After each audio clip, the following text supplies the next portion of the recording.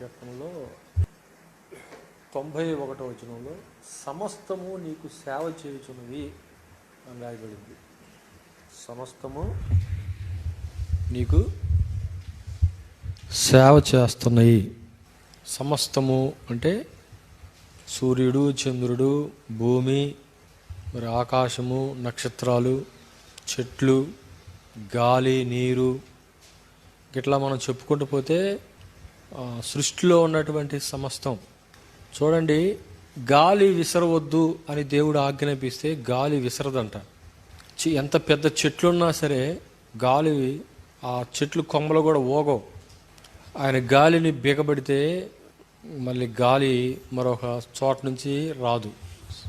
సముద్రాలు కానీ, నక్షత్రాలు కానీ, సూర్యుడు, చంద్రుడు, హిమము, ఆవిరి, మంచు, తుఫాను, ఇవన్నీ కూడా వాటి వాటి పని నిమిత్తము దేవుడు సృష్టించాడు. సృష్టించినట్లుగానే ఏ ఉద్దేశం కొరకైతే అవి చేయబడ్డాయో సమస్తం, అదే 119వ కీర్తనలో సమస్తము ఆయనకి సేవ చేస్తున్నాయి అంట. అది అన్నీ ఆయనకి సేవ చేస్తున్నాయి అంట. అంటే ఆయన చెప్పినటువంటి మాటలన్నీ అవి వింటని. ఈవెన్ ఒక చిన్న పురుగు కూడా అంట, చిన్న పురుగు కూడా దేవుని మాట వింటదంట. యోనా ఆ నినివే పట్టణం దగ్గర ఒడ్డున కూర్చున్నప్పుడు ఒక సొరసొట్ట చెట్టు ఒకటి ఆయన నాటకుండానే మొలిచి పెద్ద పందిరిలాగా గుబురైపోయిందంట. ఓ చిన్న పురుగుకు దేవుడు ఆజ్ఞాపించాడంట, దాని వేర్లు తొలిచేయండి అని. అంటే ఆ చిన్న పురుగు దాని వేర్లు తొలిచేసిందంట. ఎన్నో ఉన్నాయి సృష్టిలో, దేవుని మాటకు లోబడేవి ఎన్నో ఉన్నాయి. విగ్రహారాధన తీసుకొచ్చినటువంటి మొదటి రాజు యెరోబాము. ఈ యెరోబాము ఇశ్రాయేలీయులు పాపం చేయడానికి కారకుడయ్యాడు. అందుకనే రాజులు గ్రంథాల్లో కానీ, దినవృత్తాంతాల్లో కానీ ఎక్కడ పాపం గురించి చెప్పబడినప్పుడు ఈ యెరోబామును గురించినటువంటి ప్రస్తావన దేవుడు తీసుకొస్తాడు. తాను పాపం చేసి ఇశ్రాయేలీయులు పాపం చేయడానికి కారకుడైనటువంటి యెరోబాము అనే మాటని చాలా చోట్ల ఉపయోగించడం జరిగింది. అయితే దేవుని మందిరానికి వెళ్ళటం ద్వారా ఇశ్రాయేల్ ప్రజలు ఒకవేళ అక్కడ ఉన్నటువంటి యోధా రాజును, ఆ యోధా దేవుడు నియమించినటువంటి ఆ పరిశుద్ధ స్థలాన్ని ప్రేమించి నన్ను విసర్జిస్తారేమో అని చెప్పి ఈ యెరోబాము రాజు 2 విగ్రహాలను తీసుకొచ్చి పెట్టాడు. ఒకటి సోమరోనులో, మరొకటి దానులో. ఈ విగ్రహాలు పెట్టి ఈ విగ్రహాల ముందు బలిపీఠం కట్టి ధూపం వేయటం, బలులు అర్పించడం ప్రారంభించింది. ఇశ్రాయేల్ ప్రజలు అక్కడికి పోకుండా, యెరూషలేములోకి వెళ్ళి బలులు అర్పించకుండా, మొక్కుబళ్ళు కానుకలు చెల్లించకుండా ఈ విగ్రహాల దగ్గరికి వచ్చి మొక్కుబళ్ళు చెల్లించేటట్లుగా, ఆ బలు అర్పించేటట్లుగా ఆ యెరోబాము అతని సొంత ప్లాన్తో విగ్రహారాధన చేయటం ప్రారంభించిండు. మొట్టమొదటిసారి విగ్రహం నిలిపిన తర్వాత ఆ బలిపీఠం మీద బలు అర్పిస్తూ ఉండగా ఇశ్రాయేలీల ప్రవక్తలలో ఒకడు ఆ యెరోబాము దగ్గరికి వెళ్ళి ఇలాగ ప్రవచనం చెప్పాడంట. మొదటి రాజుల గ్రంథం 13వ అధ్యాయంలో 2వ వచనం చదవండి. ఆ దైవజనుడు యెహోవా ఆజ్ఞ చేత ఈ మాట ప్రకటన చేసిను. చూడండి, ప్రవచనం చెప్తుండే, బలిపీఠానికి చెప్తుండే ప్రవచనం. బలిపీఠమా, బలిపీఠమా, యెహోవా సెలవిచ్చిందేమనగా దావీదు సంతతిలో యోషియా అనే ఒక శిశువు పుడతాడు. నీ మీద ధూపం వేసిన ఉన్నత స్థలం యొక్క యాజకులను అతడు నీ మీద అర్పిస్తాడు. మనుషుల ఎముకలను నీ మీద దహనం చేస్తాడు. ఇది ప్రవచనం చెప్పాడు. అప్పుడు ఆ రాజు వెంటనే చేయి చాపి వాడిని పట్టుకోండి అని అన్నప్పుడు అతని చేయి ఎండిపోద్దంట. ఆ రాజు బ్రతిమిలాడగా ఈ ప్రవక్త ప్రార్థన చేస్తే మరలా చెయ్యి వచ్చింది. రాజు బ్రతిమిలాడాడంట, నువ్వు నా ఇంటికి వచ్చి భోజనం చేయాలి అని బ్రతిమిలాడితే ఆ ప్రవక్త చెప్తున్నాడు. చూడండి ఏం చెప్తున్నాడంటే 8వ వచనం, దైవజనుడు రాజుతో ఇట్లనెను, నీ ఇంట్లో సగం నాకు ఇచ్చిన, చూడండి, నీ ఇంట్లో నాకు సగం ఇచ్చిన నీతో కూడా నేను లోపలికి రాను, ఈ స్థలములో నేను అన్నపానములు పుచ్చుకోను, అన్నపానములు పుచ్చుకొనవద్దని, నీ వచ్చిన మార్గమున తిరిగిపోవద్దని యెహోవా వాక్కు చేత నాకు సెలవైంది, కాబట్టి నేను ఆయన మాట మేరను. ఇది ఇప్పుడు ప్రవక్త ఏం చేయాలి చెప్పండి? ప్రవక్త ఖచ్చితంగా దేవుడు తనకేం చెప్పాడో ఆ మాట ప్రకారంగా చేయాలి. సరే, ప్రవక్త రాజు చెప్పినా కూడా, రాజు బ్రతిమిలాడినా కానీ, నేను నీ ఇంట్లో నువ్వు నాకు సగమిచ్చినా సరే నేను నీ ఇంటికి రాను. హల్లెలూయా. నీ ఇంటికి రాను. ఎందుకు అంటే దేవుని ఆజ్ఞ. దేవుని ఆజ్ఞ ఏంది? నువ్వు అక్కడికి వెళ్ళొద్దు, ఆ ఇంట్లో భోజనం ఆ పట్టణంలో భోజనం చేయొద్దు అని ఆజ్ఞ. ఇప్పుడు మనకి దేవుడు ఎన్నో ఆజ్ఞలు ఇస్తాడు. ఎన్ని ఆజ్ఞలు ఇచ్చినా కూడా ఆ ఆజ్ఞలు తుస్సుమంటాయి. మనం లోబడం. ఏదో పేరుకి మనం ఏదో భక్తి చేస్తూ ఉంటాం, కానీ ఒక్క మాట కన్నా లోబడతామా? సరే, ఇక్కడ రాజు ఎంత బ్రతిమలాడినా కూడా భోజనం చేయలేదంట. బయలుదేరి వెళ్తుంటే ఈ సంఘటన ఒక ముసలి ప్రవక్త కొడుకులు చెప్పారంటే ఇంటికి వెళ్ళి, నాయన ఇట్లా యెరూషలేము నుండి ఒక రాజు వచ్చాడు, యోధా రాజ్యంలో నుండి. ఆ రాజు వచ్చి ఇలాగా ఆ బలిపీఠానికి ప్రకటన చేశాడు, జరిగిన సంగతి అంతా చెప్పాడంట. ఆ బలిపీఠం పగిలిపోయింది, రాజు చెయ్యి చాపాడు, ఎండిపోయింది. మళ్ళా ప్రవక్త ప్రార్థన చేస్తే ఆ చెయ్యి వచ్చింది అని చెప్తే అప్పుడు అడిగాడంట, అతను ఏ దిక్కుని వెళ్ళాడు అన్నాడంట. నాయన ఈ దిక్కుని వెళ్ళాడు అని చెప్పేసి ఆ కుమారులు చెప్పినప్పుడు ఆ ముసలి ప్రవక్త పరిగెత్తుకుంటూ వెళ్ళాడంట. పరిగెత్తుకుంటూ వెళ్ళి ఆ దైవజనుడితో అంటాడు, దైవజనుడా, నీవు నా ఇంటికి రావాలి, నా ఇంట్లో భోజనం చేయాలి. ఆ మాట చదవండి, ఏం చెప్తాడో చూడండి. 17వ వచనం. అందుకతడు, చూడండి, ఆ ప్రవక్త, ముసలి ప్రవక్త అన్నాడు, అయ్యా నువ్వు నా ఇంటికి వచ్చి భోజనం చేయాలని అంటే, ఈ దైవజనుడు అన్నాడు, మరలా అదే మాట రిపీట్ చేశాడు. రాజుతో ఏం చెప్పాడు? నేను ఈ పట్టణంలో భోజనం చేయకూడదని నాకు సెలవు ఉంది, కాబట్టి భోజనం చేయను అని ఆ ప్రవక్తతో చెప్తే, ఈ ప్రవక్త అంటున్నాడు, నేను కూడా నీ వంటి ప్రవక్తనే, అయితే దేవుడు నాతో మాట్లాడిండు, నువ్వు వెళ్ళి ఆ ప్రవక్తని నువ్వు ఇంటికి పిలిపించుకొని భోజనం పెట్టమని చెప్పాడు అని అబద్ధం ఆడాడంట. ఎప్పుడైతే అబద్ధం చెప్పాడో ఈ ప్రవక్త, యోధాదేశం నుండి వచ్చినటువంటి ప్రవక్త, ఆ ముసలి ప్రవక్తతో కూడా వెళ్ళి ఆ పట్టణంలో భోజనం చేసి, భోజనం చేస్తుండగానే ఈ ముసలి ప్రవక్తకు దేవుని వాక్కు వచ్చింది. చదవండి ఆ మాటను మనం చూస్తాం. నీ దేవుడైన యెహోవా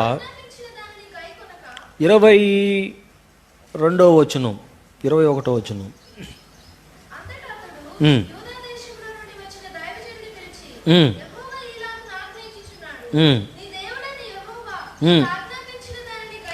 నీకు ఆజ్ఞాపించిన దానిని గైకొనక, నీవు ఆయన సెలవిచ్చినటువంటి నోటి మాట మీద నువ్వు తిరగబడ్డావు. నీవు వెనకకు వచ్చి అన్నపానములు పుచ్చుకోవరదని ఆయన సెలవిచ్చిన స్థలమున భోజనం చేసి ఉన్నావు గనుక రాకపోవునని ఎలుగెత్తి చెప్పెను. అన్నపానములు పుచ్చుకొని తర్వాత ఆ ప్రవక్తకు గాడిద మీద గంత కట్టించెను. అతడు బయలుదేరి మార్గమున పోచుండగా, అది ఈ మాట మనకు కావాలి, చూద్దాం. సింహము అతనికి ఎదురుపడి అతను చంపెను. అతని కళేబరము మార్గమందు పడి ఉండగా గాడిద దగ్గర నిల్చుంది, శవం దగ్గర. సింహము కూడా శవం దగ్గర నిలబడి ఉందంట. చూడండి, చాలు. ప్రవక్తను చంపింది సింహము, చచ్చిపోయాడు, పడిపోయాడు. సింహము శవం దగ్గర ఉంది, శవము పక్కన గాడిద కూడా ఉంది అక్కడే. గాడిద శవాన్ని కూడా విడిచిపెట్టి వెళ్ళిపోవట్లా. సింహాన్ని చూసి ఏం చేయాలి గాడిద చెప్పండి? పారిపోదా? పారిపోతుంది. ఇక్కడ గాడిద పారిపాలా, ఆ ప్రవక్తని అలాగనే కనిపెట్టుకొని చూస్తుంది. సింహము చంపింది కదా, తినాలి కదా, తినలా. ఎందుకు తినలేదు అని అంటే దానికి సెలవు లేదు, దేవుడు దానికి ఆజ్ఞేయలేదు. అందుకనే సింహము శవాన్ని తినలేదు, సింహము గాడిదను కూడా తినలా. తినటానికి దానికి సెలవు లేదు సింహానికి. అంటే దేవుడు సెలవిస్తేనే సింహము అతను చంపింది, ప్రవక్తను చంపింది. తినమనలేదు కాబట్టి సింహం తినలేదు. అంటే ఒక సింహము, ఒక నోరు లేనటువంటి జంతువు, మృగాలు, క్రూర మృగాలు కానీ దేవుని మాటకు ఎంత లోబడుతున్నాయి, దేవుని మాటకు ఎంతగా లోబడుతున్నాయి అవి. ఇప్పుడు యోనా నినివే పట్టణంలో ప్రకటించమని చెప్తే దేవుడు నినివే పట్టణానికి పోకుండా తార్షీషుకు పోవడానికి కేవు డబ్బులు టికెట్ తీసుకొని కొనుక్కొని ఆ ఓడలో కింద భాగంలో నిద్రపోతూ ఉంటాడు. అయితే సముద్రం అల్లకల్లలో అయిపోయింది. సముద్రం కూడా లేదు. సముద్రంలో తుఫాను లేచిందంట చూడండి. తుఫాను ఎవరి ఆజ్ఞ వింటుంది? దేవుని ఆజ్ఞ వింటుంది. తుఫాను కూడా లేచి ఆ ఓడను తలక్రిందులు చేస్తుంది. ఆజ్ఞనిచ్చాడు దేవుడు తుఫానుకి, తుఫాను అల్లకొల్లోలం చేస్తుంది. తుఫాను ఆగిపోయిందంట. యోనా గ్రంథం 1వ అధ్యాయం చదవండి మాటని. యోనా గ్రంథం 1వ అధ్యాయం అది చూడండి. యోనా శరీరము ఎప్పుడైతే ఆ నీటికి తగిలిందో పొంగుతున్నటువంటి ఆ సముద్రం కూడా అంటే పొంగి ఆగిపోయిందంట. వితిన్ క్షణంలోనే సముద్రం కూడా పొంగుతున్న ఆ పొంగంట ఆగిపోయిందంట. ఆ తుఫాను లేచింది చూసారా, ఆ తుఫాను కూడా ఆగిపోయిందంట. దేవుడంట ఆ సముద్రంలో ఉన్నటువంటి ఓ మత్స్యానికి ఆజ్ఞనిచ్చాడంట, ఒక చేపకు ఆజ్ఞనిచ్చాడంట. ఒక చేపకు చెప్పాడంట, యోనాను మింగు అని. సహజంగా తింటాయి చేపలు. ఆ పెద్ద పెద్ద చేపలు ఏం చేస్తాయి అంటే తనకు దొరికిన ఆహారాన్ని జీర్ణించుకుంటాయి, తినేస్తాయి. కానీ చేపకు ఏం ఆజ్ఞనిచ్చాడంటే నువ్వు మృంగమని చెప్పాడు దేవుడు. ఆ 1వ అధ్యాయంలో చూడండి, యోనా గ్రంథం 1వ అధ్యాయం 17. గొప్ప మత్స్యం ఒకటి మృంగవలెనని యెహోవా నియమించి ఉండగా యోనాను ఏం చేయలేదంట. ఆ మత్స్యం, ఆ పెద్ద చేప, దేవుని సెలవు లేదు కాబట్టే ఆ యోనాను చేప తినలేకపోయింది. 3 దినాల తర్వాత దేవుడు మళ్ళా చేపకు ఆజ్ఞాపించాడంట. 2వ అధ్యాయం 10వ వచనం. అంతలో యెహోవా, హల్లెలూయా. ఇప్పుడు చెప్పండి, చేపలకు ఉన్నటువంటి తెలివి విధేయత, జంతువులకు ఉన్న తెలివి విధేయత, మనుషులమైనటువంటి మనకి విధేయత ఉన్నదా? మనం లోబడతామా? నిజంగా దేవుని మాటకు భయపడతామా? 143వ కీర్తన అనుకుంటా చూడండి. ఆయన మాటకు లోబడి 148వ కీర్తన 5వ వచనం. ఏది కూడా దానిని అతిక్రమించదు. ఈ రోజున చూడండి, మనకు కనపడే సూర్యుడంట ఒక్క అంగుళం కిందకు వస్తేనంట భూమి మాడిపోద్దంట. ఒక్క అంగుళం పైకి వెళ్తే అంట సూర్యుడు, ఒక్క అంగుళం పైకి వెళ్ళాడా సూర్యుడు, పైకి వెళ్తే భూమి గడ్డ కడుతుందంట. ఒక్క అంగుళము పైకి వెళ్తే భూమి గడ్డ కడుతుంది, ఒక్క అంగుళం కిందకు వస్తే భూమి కాలిపోతుంది, మాడిపోద్దంట భూమి. అంటే వాటికి కట్టడ నియమించాడు. నీవేగా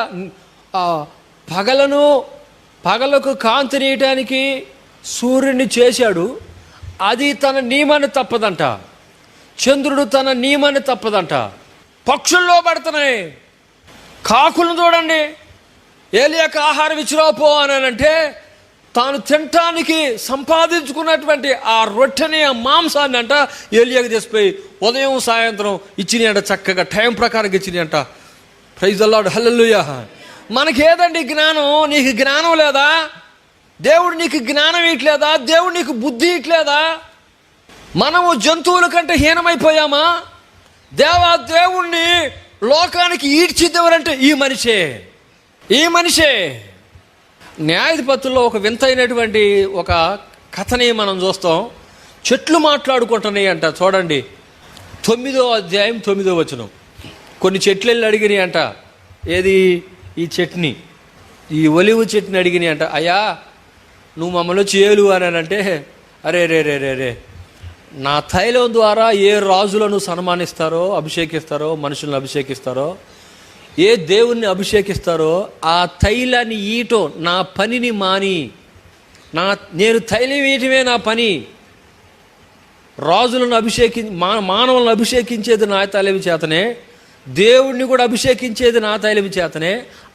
నా పని, తైలం ఇచ్చే పనిని మానివేసి నీ మీద రాజునయ్యండి అటు ఇటు పోగటానికి నేను వస్తున్నానా, పో భలే చెప్పి నువ్వు పోవడదంట. అందుకని ఇంకో చెట్టు కాడికి పోయినట్టు, అంజూరపు చెట్టు కాడికి పోయినట్టు చూడండి. 10వ వచనం, అప్పుడు చెట్లు నీవు వచ్చి మమ్మల్ని ఏలమని అంజూరపు చెట్టుని అడగ్గా, అంజూరపు చెట్టుని అడిగినాయి అంట. స్తోత్రం చెప్తామండి. ఇప్పుడు నీకు రేపు ఎంపీటీసీ ఇస్తానంటే నువ్వు ఊరుకుంటావా ఏంది? నేను ఎంపీపీ చేస్తానంటే ఊరుకుంటావా ఏంది? లేకపోతే నిన్ను ఒక లీడర్గా పెడతాం, ఈ మండలం మొత్తానికి నువ్వే లీడర్ అన్నట్టు ఊరుకుంటావా? మనకేదైనా ఒక ఉద్యోగం ఇవ్వండి, ఆదివారం లేదు గీదివారం లేదు, ఇక పైసయే పరమాత్మ అయిపోద్ది మనకి. ఇప్పుడు ఇక ఉద్యోగమే దేవుడు అవుతుంది మనకి, పనే దేవుడు అవుతుంది మనకి. కీజ్ గాడ్ అంట, పనే దేవుడు అంట, డబ్బే దేవుడు, నీ కడిపే దేవుడు. ఏది అయినంత వరకు అబ్బో హల్లెలూయా, మందిరాన్ని విడిచిపెట్టడం, ఏ రోజు క్రమం తప్పకుండా మందిరానికి రాకుండా ఉండడం, ఖచ్చితంగా వస్తాం మనం. ఏదైనా దొరకనియండి, మనకి పదవి దొరికిందా, ఉద్యోగం దొరికిందా, ఇంకంతే. దేవుడి కోసం మనం అలా చెప్పగలమా? వద్దని చెప్పగలమా?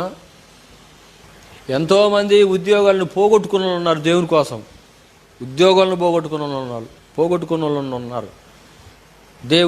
నేను దేవుని సన్నిధికి వెళ్ళకుండా ఉండటానికి నాకు ఈ ఉద్యోగం పెద్ద గుదిబండి అయింది, నాకు జీతం తగ్గినా పర్లేదు, నాకు ఇది అక్కర్లేదు, నేను ఏదో ఒకటి చూసుకుంటానని చెప్పుకొని ఇంకా తక్కువ కలిగినటువంటి జీతానికైనా లోబడ్డారు. కానీ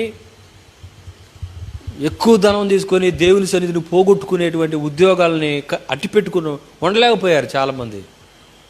మందిరానికి వస్తే నీవే నా ప్రాణం, నీవే నా సర్వం అంటాంలే, కానీ ఉట్టిదే ఇదంతా.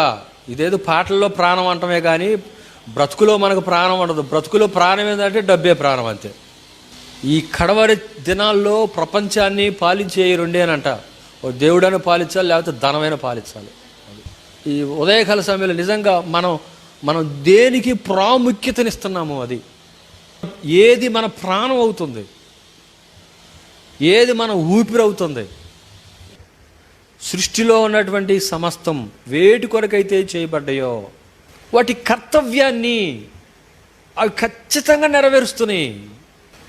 ఒలీవ చెట్టు దేని కొరకు నియమింపబడిందో దాని తైలాన్ని ఇవ్వటం ఆపేసి, అంజూరపు చెట్టు తన ఫలాలను ఇవ్వటం ఆపేసి దేని కొరకు చేశాడు? తైలాన్ని అభిషేకించడానికి, ఫలాలని భుజించటానికి. వాటి పనులు మానేసి వేరే పనుల్లో ఉంటాయా? దేవుడు ఏ ఉద్దేశంతో అయితే వాటిని చేశాడో, ఏ పని కొరకైతే వాటిని చేశాడో ఆ పనిని ఖచ్చితంగా నెరవేరుస్తున్నాయంట. Praise the Lord. ఉదాహరణకి మార్కు సువార్త 12వ అధ్యాయంలో అనుకుంటా చూడండి. మార్కు సువార్త 11వ అధ్యాయం 12వ వచనం చదవండి. ఎందుకు చేశాడు ఆ అంజూరపు చెట్టుని? ఫలాలు ఇయటానికి, తన మాధుర్యాన్ని పంచటానికి దేవుడా ఆ అంజూరపు చెట్టుని చేశాడు. అవి ఖచ్చితంగా ఆ చెట్టు ఫలాలు ఇయ్యాలి. అయితే ఫలాలు లేవు, ఆకులు మాత్రమే ఉన్నాయంట. దేవుణ్ణి సంతృప్తి పరిచేటువంటి భక్తి జీవితం మనలో ఉండదు, కానీ భక్తి కలిగిన వారంగా మనం లోకానికి కనపడతా ఉంటాం. దేవునికి ఉపయోగపడేటువంటి ఫలాలతో కూడినటువంటి జీవితం మనలో ఉండదు, కానీ ఫలాలు ఉన్నట్టుగా మనం లోకానికి కనబడతా ఉంటాం. నీ జీవితంలో ఫలాలు లేకపోతే, దేవుడు తృప్తి పడగలిగేటువంటి జీవితం నీలో లేకపోతే ఒట్టి ఆకులు మాత్రమే, వేషధారణ మాత్రమే నువ్వు కలిగి ఉన్నట్లయితే నువ్వు కూడా ఎండిపోయేటువంటి వ్యక్తిగా ఉండిపోతావేమో. దేవుడు నిన్ను ఒక సదుద్దేశంతో, ఒక మంచి ఉద్దేశంతో నిన్ను చేశాడు. ఆయన అన్నిటినీ కలుగునుగాక కలుగునుగాక కలుగునుగాక అంటే నువ్వు కలగలేదు, నిన్ను ఆ విధంగా చేయలేదు. ఇప్పుడు పని చేస్తే చెమట పట్టిద్దా, మాట చెబితే చెమట పట్టిద్దా? పని చేస్తేనే చెమట పడుతుంది. దేవుడు కూడా చూడండి, సృష్టి చేసినప్పుడు ఆయన విశ్రాంతి తీసుకోలేదంట. మానవుని చేసిన తర్వాత విశ్రాంతిని తీసుకున్నాడంట ఆయన. అంటే మానవుని కొరకు ఆయన శ్రమ పడ్డాడు. నేలమంటితో నేలలో నుండి మట్టిని తీసుకొని ఆ మట్టిని పిసికి మరి ఎన్ని రోజులు నానబెట్టిండు ఆయన, దాన్ని తెలియదు. కొమ్మరి పాపం అలాగనే మట్టిని నానబెట్టి మెత్తగేటట్లు చేసి దాంట్లో రాళ్ళు గట్టి తీసేసి ఆ మట్టిని ఒక మంచి అందమైనటువంటి పాత్రగా చేసినట్లుగా దేవుడు కూడా ఈ మట్టిని నానబెట్టి మట్టిని నానబెట్టి ఆ మట్టి ఎటు వంచితే అటు వంగేటట్టు ఆయన చేస్తే వాళ్ళు మనం వంగితే అసలుకి గట్టికొంచితే ఇరిగిపోతావా ఆ దెబ్బకి. దేవుడు ఎంతో శ్రమపడి తన స్వరూపంలో తన పోలికలో నరుని చేస్తే చూడండి, ఈ నరుడే దేవునికి బాధను కలుగజేసిన వాడైండు. సృష్టిలో ఏది కూడా ఆయన మాటను మేరదో అవన్నీ ఆయనకి లోబడి సేవ చేస్తున్నాయి. 148వ కీర్తన 6వ వచనం చూడండి ఏం చెప్తుందంటే, ఆయన చిత్తం చేస్తా ఏదియు వాటి క్రమాన్ని అతిక్రమించదు. దేని కొరకైతే చేయబడ్డాయో ఆ పనిని నెరవేరుస్తాయి అంట. భూమి తిరగటానికి ఆయన ఆగ్రహిస్తే మళ్ళీ ఆగిపోయేంత వరకు భూమి తిరుగుతూనే ఉంటుందంట. ఆయన ఆజ్ఞను నెరవేరుస్తాయి అంట, సమస్తం ఆజ్ఞను పాటిస్తాయి అంట. అయితే ఘోరమైనటువంటి విషయం ఏంటిది అని మనం ఆలోచిస్తే, ఆయన స్వరూపంలో చేయబడినటువంటి, ఆయన పోలికలో చేయబడినటువంటి మానవులమైనటువంటి మనమే ఆయన మాటకు లోబడలేకపోతున్నాం, విధేయత చూపలేకపోతున్నాం. ఆయన సర్వోన్నతమైనటువంటి అధికారాన్ని గుర్తిస్తాయంట, మనం కాదు. కానీ ఆ కాకులు అంట 104వ కీర్తనలో అంటాడు, కాకులు ఆయన ఇచ్చేటువంటి ఆహారం కోసం నోరు తెరిచి కనిపెట్టుకుని ఉంటాయంట. చూడండి, ఆయన దయ కోసం అంట ఎదురు చూస్తూ ఉంటాయంట.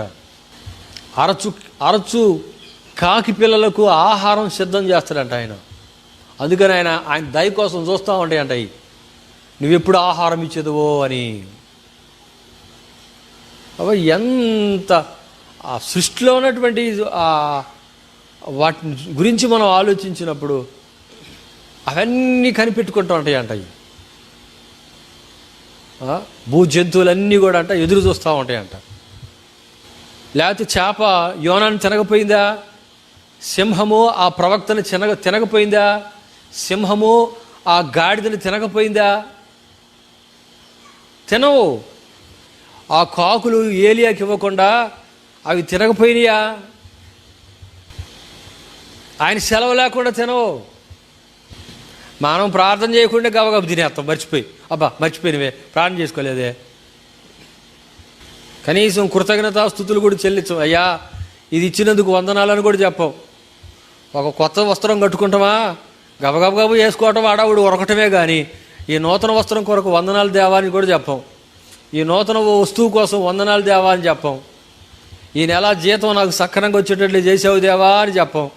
ఈ నెలంతా నాకు రోగగ్రస్తులను కాకుండా, హాస్పిటల్ పాలు కాకుండా అయ్యా నన్ను కాపాడుతూ వచ్చావయ్యా నీకు స్తోత్రం అని చెప్పం. అవి చూడండి, వాటి కోసం కనిపెట్టుకొని ఉంటాయంట. నిజంగా ఈ ఉదయకాల సమయంలో దేవుని పిల్లలమైనటువంటి మనం సృష్టిలో ఇవన్నీ భయపడుతున్నాయి, ఇవన్నీ లోపడుతున్నాయి, ఆయన మాట వినటానికి వేగిరి పడుతున్నాయి, ఆయన చిత్తం నెరవేర్చడానికి సిద్ధపడుతున్నాయి. నిజంగా ఆయన స్వరూపంలో మనం చేయబడ్డాం, ఆయన పోలికలో చేయబడ్డాం. మనం ఆ ఆజ్ఞను మీరి పాపం చేయగా ఆయనే మన కొరకు ఆ పరలోకం నుండి ఈ లోకానికి దిగొచ్చి కల్వరిలో నీకోసం నా కోసం ప్రాణం పెట్టిండు. ఆయన ఏ జంతువుల కోసమో, పక్షుల కోసమో, చెట్ల కోసమో, ఏ సముద్రాల కోసమో ప్రాణం పెట్టలేదు.